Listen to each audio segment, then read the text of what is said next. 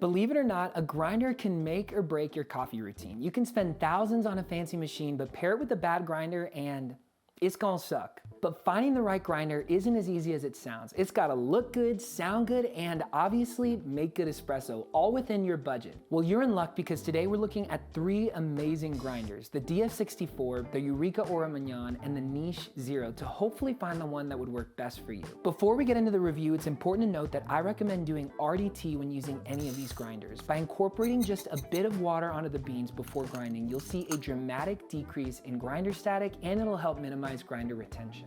Real quick, thank you to Clive Coffee for sponsoring today's video and sending over these grinders for me to give an honest review for.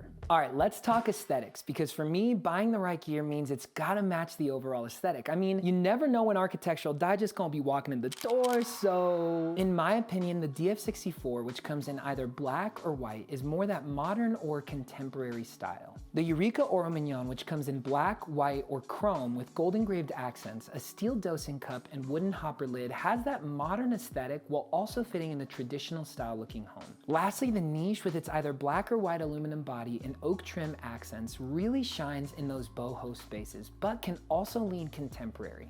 Look, at the end of the day, these grinders will look great in any home, but hopefully this can help if you have a specific look that you're going for. One key part of this review is the burrs. The DF64 and the Eureka Oro Mignon are both flat burr grinders, while the Niche is a conical burr grinder. If you're new to coffee, there's a lot of different opinions on this, but for me, conical burrs highlight acidity, while flat produce more of a well-rounded, balanced tasting espresso. So now let's talk pros and cons for each grinder. The DF64, currently priced at $450, comes with 64mm flat stainless steel burrs. It's super easy to dial straight out of the box because of its easy to read micrometric stepless collar adjustment. Basically, you always know what you're grinding for, and changes in grind size are extremely straightforward and simple. It produces a nice, well-rounded espresso. Medium to light medium roasts really shine on this, making everything from chocolate to cherry feel balanced. I'm also a big fan of the clear plastic dosing cup. I just like being able to see where the coffee lands when I flip the portafilter over, and to be able to level it before lifting the cup off. Now to the cons. Look, bellows in general are messy, and this grinder makes no exception, especially if you don't use RDT.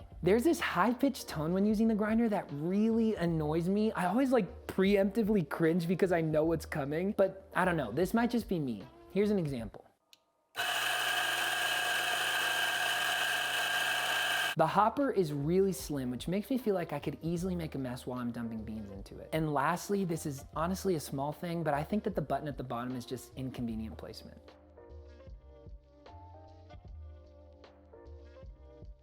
The Eureka Oro Mignon currently sits at the highest price point, costing $7.99 for the black or white option and $8.69 for the chrome body. The 65mm flat steel burrs produce a great tasting espresso, highlighting the nuance and flavor in both the medium roast Wash Guatemalan I use, as well as the light roast Ethiopian, bringing out notes like chocolate, vanilla, and a muted yet balanced fruitiness. In my opinion, this grinder has the most pleasing sound of the 3 when grinding.